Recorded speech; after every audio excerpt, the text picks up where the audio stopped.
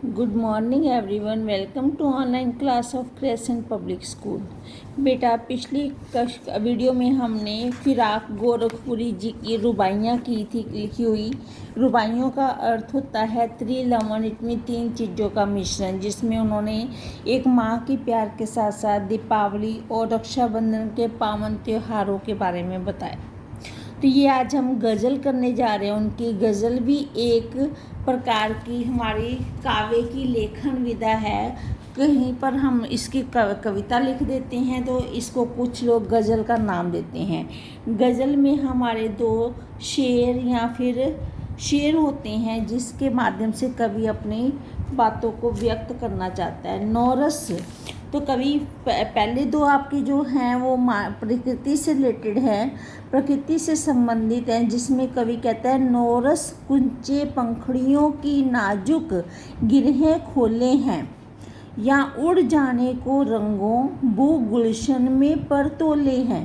कवि कहता है नौरस, नौरस होता है नया रस, गुंछे कलियाँ, पंखड़ियाँ पंखड़ियों की कलियों की नाजुक, नाजुक होता है कोमल, गिरहें गांठें खोले हैं। इसमें कवि का कथन है कि वसंत ऋतु में फूलों की कलियों की पंखड़ियों को कोमल गांठें खोल देती हैं। वसंत ऋतु में मौसम बहुत सुहावना होता है, चारों तरफ रंग बिरंगे फूल खिल जाते हैं। तो जब वसंत ऋतु आती है तो उस समय जो नौरस कलियां हैं, पंखड़ियां हैं, वो अपनी नई नई कलियों को खोलना, उनकी गांठें, कोमल जो गांठें हैं उनको खोलना शुरू कर देती हैं। उड़ जाने को यूँ रंगों बू, बू होता है खुशबू, गुलशन के पर, गुलशन बगीचा में पर तोले हैं, पर मिस पंख, तोले मिस खोलने हैं। तो ऐसा कवि कहता है कि ऐसा लगता है कि जैसे उद्यान में फूलों के रंगों की खुशबू उड़ने के लिए अपने पंखों को खोल देती है।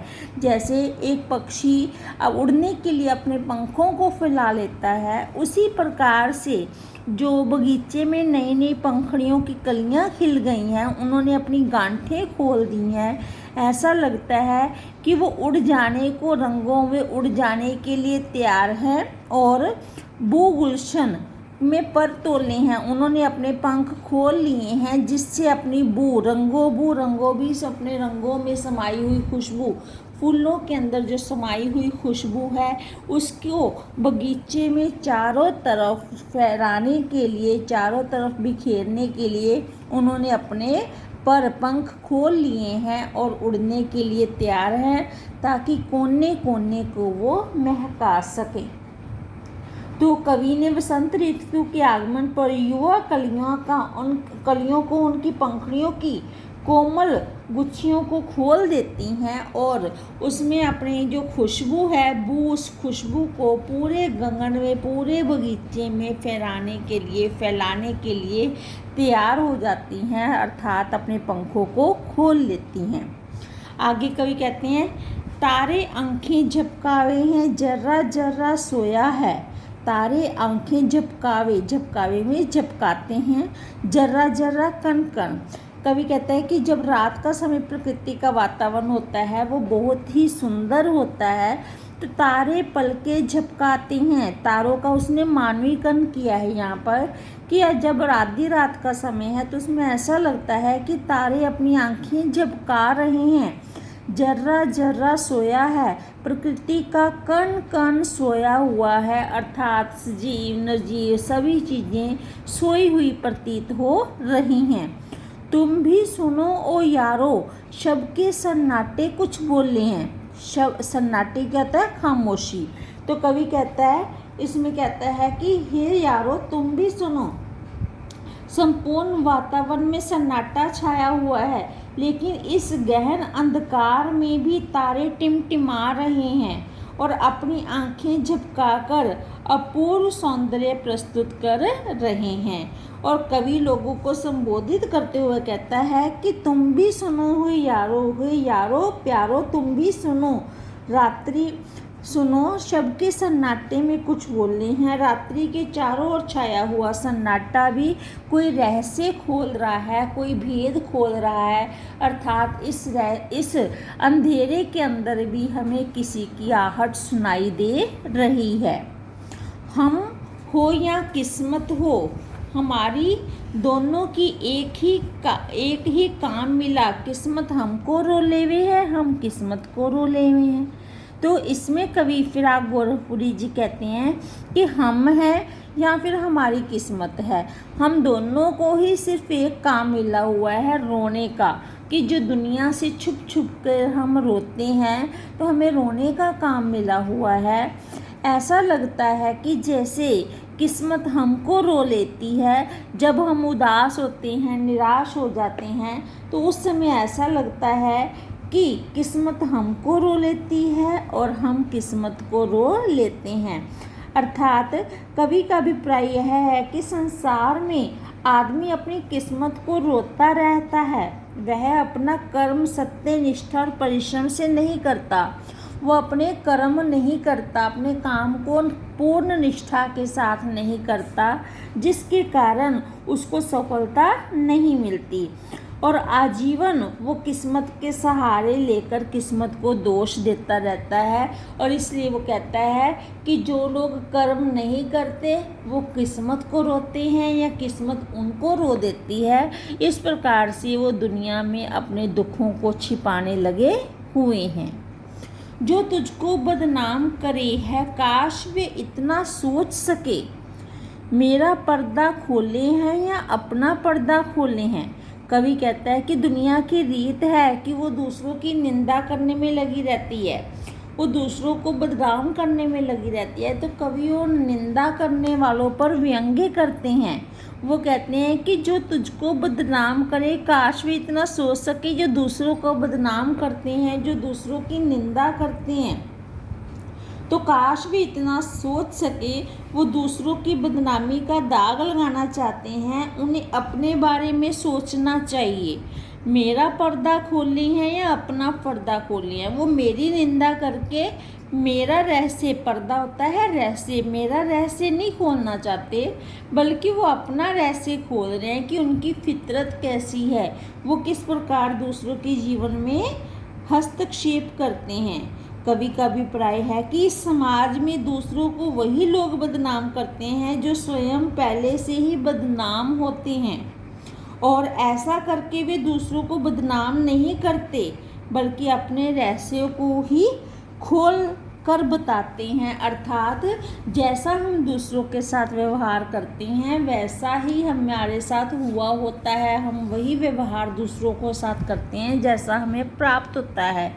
तो वो कहते हैं कि मुझे बदनाम करके, मेरी निंदा करने वाले, मुझ पर हंसकर व्यंग्य करने वाले जो लोग हैं, मुझे ऐसा लगता है कि तुम मेरा पर्दा, मेरा रहस्य नहीं खोल रहे, बल्कि अपना ही रहस्य बताने में लगे हुए हो। ये कीमत भी अदा करे हैं हम, बदरुस्ती ए होशो हवास। बदरुस्ती ए होशो हवास होता है पूरी समझ के साथ। कीमत में कोई भी चीज़।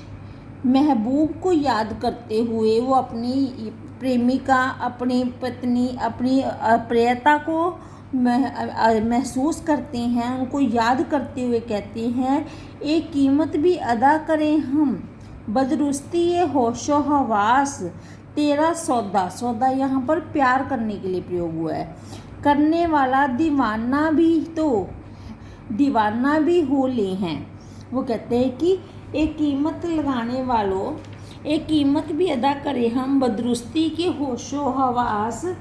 कि कवि अपनी प्रिया को संबोधित करते हुए कहता है कि हम पूरे विवेक के साथ, अपने पूरे होशो हवास के साथ प्रेम की कीमत को भी चुका देने के लिए तैयार हैं। तेरा सौदा करने वाले दीवाने भी होली हैं। और वो कहता है कि और हम तुम्हारा सौदा करने वाला, अर्थात तुम्हें खरीद कर अपने पास रखने वाला दीवाना भी बनने को तैयार हैं। हम तुमसे इतना प्यार करते हैं कि अगर कोई तुम्हारा अपने सौदे के लिए अब तुम्हारे प्यार के लिए लोग हमें दीवाना कहें, पागल कहें, तो हम दीवाना बनने के लिए भी तैयार हैं। अर्थात अपनी महबूबा को वो समर्पित करते हुए कहते हैं कि मैंने पूरी सोच समझ के साथ अपना जो तुम्हारी कीमत है वो मैंने पहचान ली है कि अगर तुम्हारे साथ प्यार करना, सौदा करना है, मुझे लोग दीवाना कहेंगे कि ये उसके प्यार में दीवाना है, तो मैं दीवाना कहलाने के लिए भी तैयार हूँ। आगे कहते हैं, तेरे गम का पासा अदब है, कुछ दुनिया का ख्याल भी है, सबसे छिपा के दर्द के मारे चुपके चुपके रो ले हैं। वो कहते हैं कि तेरे गम का पासे अदब होता है सम्मान करता हूँ, कुछ दुनिया का ख्याल भी है। कवि प्रिया को संबोधित करते हुए कहता है कि जो उससे बिछड़ चुकी है, उसकी विरह में तड़प में वो व्याकुल है, तो कहता है कि तेरे हृदय में स्थित पीड़ा का मैं सम्मान करता हूँ, तेरे गम का पादे अदब है, मैं उसका सम्मान करता हूँ और मैं स्वीकार करता हूँ कि गमों का सागर, तेरे हृदय में गमों का सागर उमड़ आया है, कि तेरे हृदय में गमों का सागर उमड़ आया है, लेकिन मैं पूर्णतः तुम्हारी ओर समर्पित नहीं हो सकता। इससे छिपा के दर्द मैं चुपके चुपके रो लेता हूँ, समर्पित नहीं हो सका। तो कवि कहता है कि मुझे दुनिया का भी ख्याल है, क्योंकि मुझे दुनिया का भी ख्याल है, इसलिए मैं तुम्हारी तरह पूरी तरह तुम्हारी तरह समर्पित नहीं हो सका और मैं तुम्हारे गम का सम्मान करता हूँ। जिस गम को तुमने अपने हृदय में पीड़ा को संभाल रखा है, मैं उसका सम्मान करता हूँ। कवि कहता है कि सबसे छिपा के दर्द के मारे चुपके चुपके रो लेते हैं, कहीं कोई दुनिया कोई संदेह न करने लगे, इसलिए मैं अपने दर्द को खुलकर रो सकता हूँ, बल्कि किसी एकांत स्थल पर चुपके चुपके रो लेता हूँ कि कोई मेरे कारण तुम्हें कुछ कहे ना, कोई तुम्हारे ऊपर व्यंग्य ना करे, इसलिए दुनिया से छिपाकर मैं अपने सारे दर्द को सबके सामने जाहिर न करके चुपके चुपके रो लेता हूँ। फितरत होती है स्वभाव, फितरत का कायम हूँ तवाजुन